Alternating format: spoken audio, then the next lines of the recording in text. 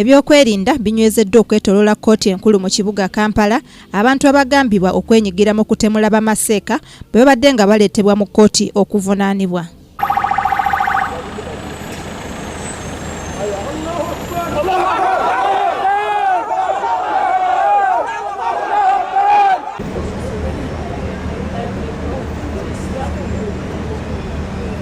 Abaleeteddwa babadde baweerera ddala 32 nga kwe kuli ne yali akulira abatabuliki Sheikh Muhammad Yunus Kamoga.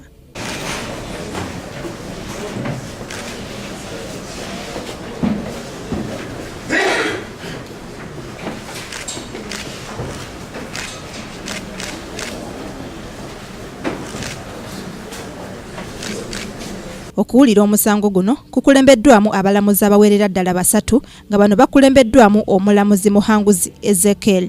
Mu kuwulira omusango guno bapulida ba gavumenti nga bakulembeddwamu Lino Anguzu basabye kkooti okwongezayo okuwulira omusango guno nga bagamba nti balina obujulizi obupya bwe balina okwekenneenya.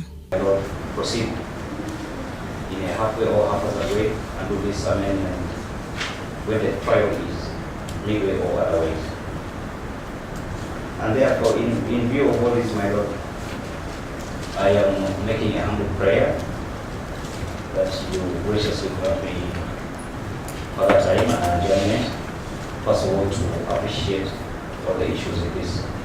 Wabula kino tekisanyusizza ab'oludda oluwawaabirwa nga bagamba nti ebiseera bingi gavumenti egamba nti erina obujulizi obupya kyokka nga tebulaga nti bano bazza omusango guno ne basaba kkooti nti oludda oluwaabirwe luba terulina bujulizi bumala omusango guno gugobebwe. Banga terina busobozi kugenda mu maaso n'omusango guno nga client bateebwe prosecution etuwe obujulizi okusupporting emisango gye batadde ku client baffe obujulizi bwe batuwadde bwe tutunuddemu tebulina kintu kyonna kiraga baklayant baffe abekobera mu bikolwa by'omutta bamaseeka abazze battibwa mulimu Sheikh Mustafa Bahiga, Sheikh Abdul Muwaya, Sheikh Hassan Chirya n'abalala bangi.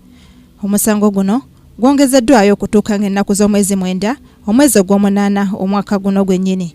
Ekaka Ronald, Kingdom TV, amalindirire.